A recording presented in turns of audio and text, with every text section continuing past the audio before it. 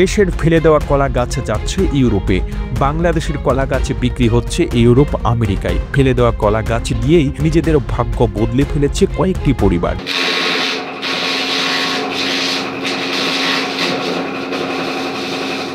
ইউরোপের বিভিন্ন দেশে বিক্রি হচ্ছে এসব কলা গাছ। কলা কাটার পর যেখানে গাছগুলো ফেলে দেওয়া হতো, আজ এই গাছগুলোই হয়ে উঠেছে জীবিকার উৎস।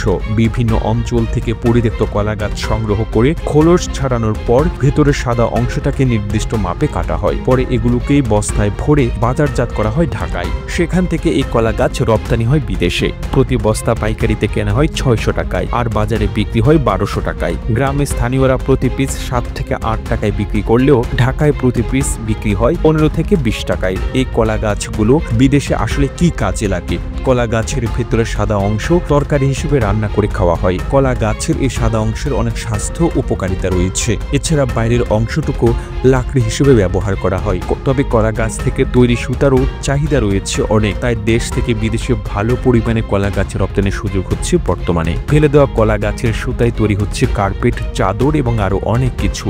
যে গাছ এতদিন কেবল ফল দেওয়ার পর ফেলে দেওয়া হতো, সেটা এখন রপ্তানিযোগ্য সোনার খনি। বাইরের দেশে গ্রামাঞ্চলে কলা গাছের সাদা অংশ নানা কাজে ব্যবহার করা হলেও আমাদের দেশে গ্রামগঞ্জে কলার কাঁদি তুলে নিলে কলা গাছ ফেলে দেওয়াই স্বাভাবিক। এর যে আরো ব্যবহার থাকতে পারে তা নিয়ে তেমন ধারণা এখানে কারোরই ছিল না, কিন্তু সেই গাছই এখন হয়ে উঠেছে বৈদেশিক মুদ্রার অন্যতম উৎস।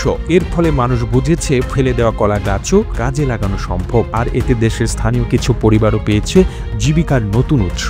এমন উদ্যোগের নেপথ্যে কাজ করছে বিভিন্ন জেলার মানুষ। যেমন পিরোজপুরের উৎপাদনকারীর মতে এই কাজ করে অনেকে এখন স্বাবলম্বী। এই কাজে প্রায় 200 লোক জড়িত আছে। প্রক্রিয়াটা সহজ কিন্তু পরিশ্রম সাধ্য।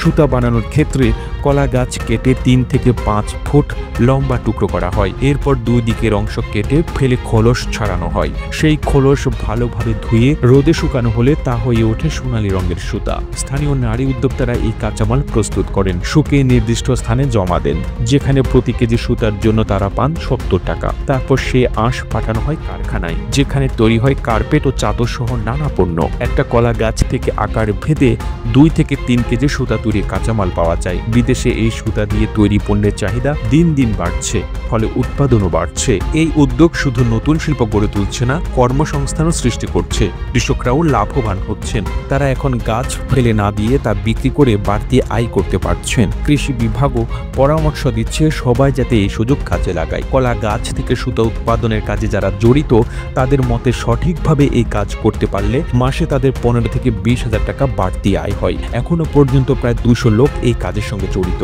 অন্যরা যদি এই কাজের মাধ্যমে বাড়তি আয়ের কথা জানতে পারে, তাহলে তারাও সম্পৃক্ত হবে। প্রতিবেদনটি তৈরিতে তথ্য ও উপাত্তের সাহায্য নেওয়া হয়েছে আওয়ার ওয়ার্ল্ড নামক ফেসবুক পেজ থেকে। আর এতক্ষণ আপনারা সঙ্গে ছিলেন বিশ্ব বাংলার। সেই সঙ্গে আপনি বাংলাদেশের কোন জেলা থেকে এই ভিডিওটি দেখছেন আমাদের কমেন্ট করে জানান। আমরা পরবর্তী ভিডিওতে আপনাকে ধন্যবাদ জানাতে ভুলব না। এতক্ষণ বিশ্ব বাংলার সাথে থাকার জন্য অসংখ্য ধন্যবাদ।